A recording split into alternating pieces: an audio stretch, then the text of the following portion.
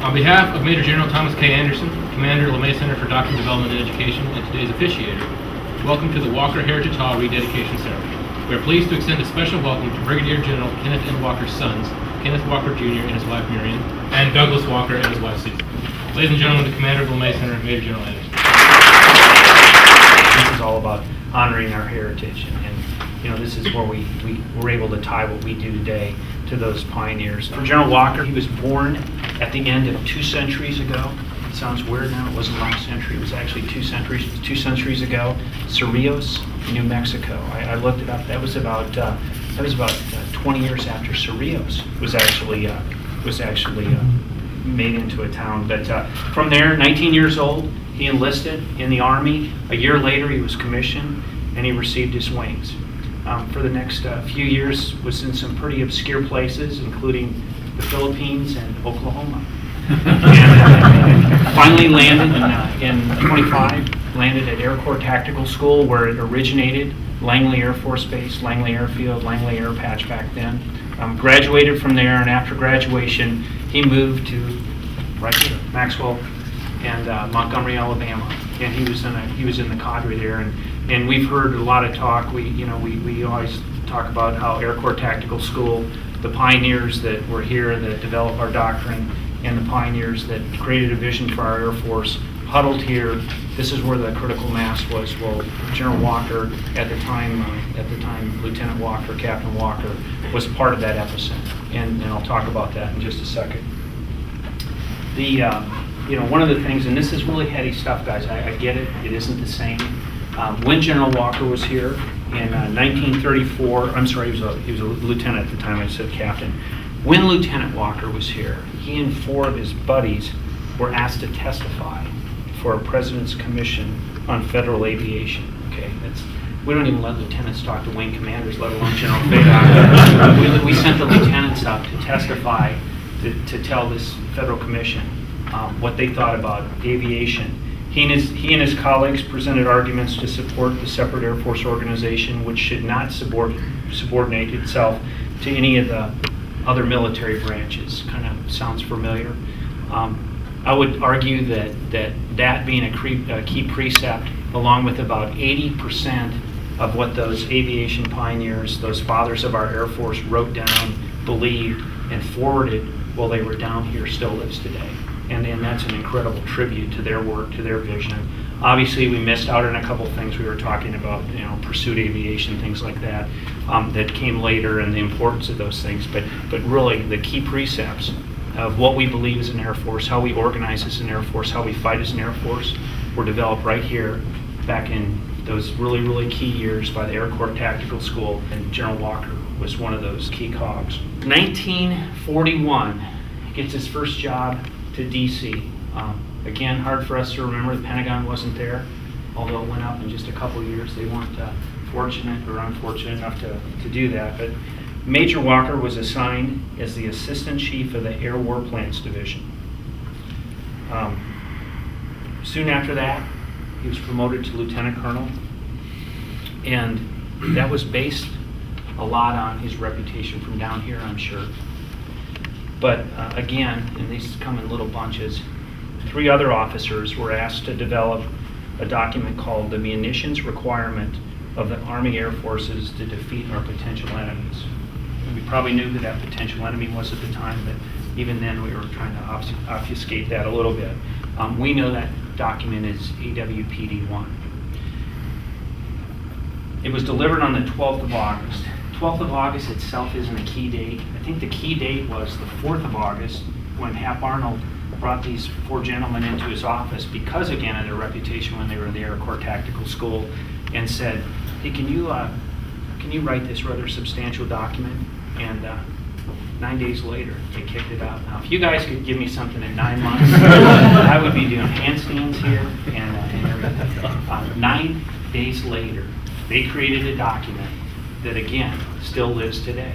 It underpins what we do here in our war planning education, and it underpins what we do around the Air Force. You saw some of the memorabilia on the wall here, but again, I don't know how they do this 80 years ago and it survives. And it just, again, shows their vision, shows that it's that logical, it's that well thought out that it can endure. And for those of you that are doing the math for this, well, right after that, he went to the operations division as a colonel, okay? And that's in 1942.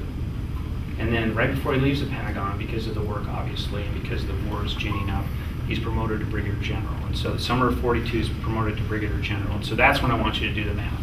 So he gets there January 41, leaves in the summer of 42, 18, 19 months, give or take a couple, major to Brigadier General. Again, a different time, but again, I think you can see where they had to find the leaders that had proven themselves, that had made a name for themselves, and then move them on.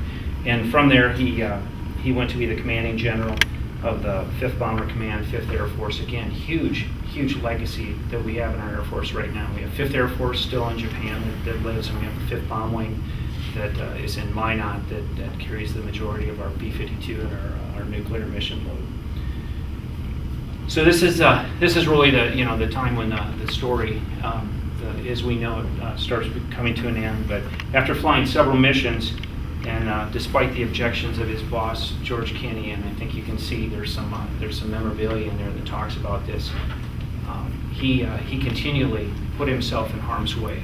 I think that's a real mark of a leader, is not just telling your folks to do it, but being able to live it, being able to understand it so that you can make it better.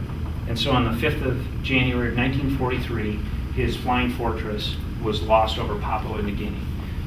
The group had 9 confirmed kills of Japanese ships that day, and the last time they saw General Walker, his aircraft, and his crew, it had a bunch of fighters chasing it. One engine was on fire, and for his actions on that day, and really for his actions during the period that he was the commander, he was posthumously awarded the Medal of Honor in 1943, and we have some of the pictures that dedicate that there.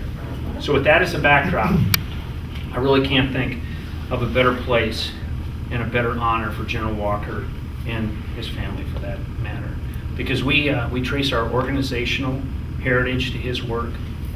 We trace it to his legacy. Well, he was assigned here at the Air Corps Tactical School, and I don't think it's a coincidence that after Doctrine moved around the Air Force and kind of wandered away in the wilderness, it found its way back here in the 90s, because this was the epicenter. This is where it started, and this is where it should be, and this is where it made its way. We also trace our modern day doctrine.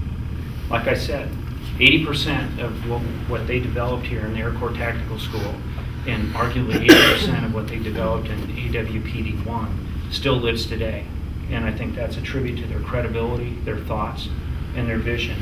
And finally, we trace our core values to the example that General Walker set and those with him. Excellence in all we do, integrity, and service before self. And again, those are those huge shoes that our tiny feet have to try to fulfill and try to step in every day. And so I guess we're humbled for this opportunity to rededicate this room. We're grateful for the opportunity to share this with your family. And I would say that if there's one other thing, I hope you're as proud of what we're doing here to dedicate this room and your father's achievements as we are. And we also hope you're proud to be part of the Air Force family, for which is obviously the greatest Air Force that this world has ever known. At this time, we'll read the Medal of Honor citation.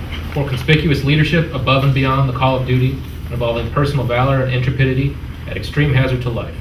As commander of the 5th Bomber Command during the period of 5 September 1942 to 5 January 1943, Brigadier General Walker repeatedly accompanied his units on bombing missions deep into enemy-held territory. From the lessons personally gained under combat conditions, he developed a highly efficient technique for bombing when opposed by enemy fighter airplanes and by anti-aircraft fire.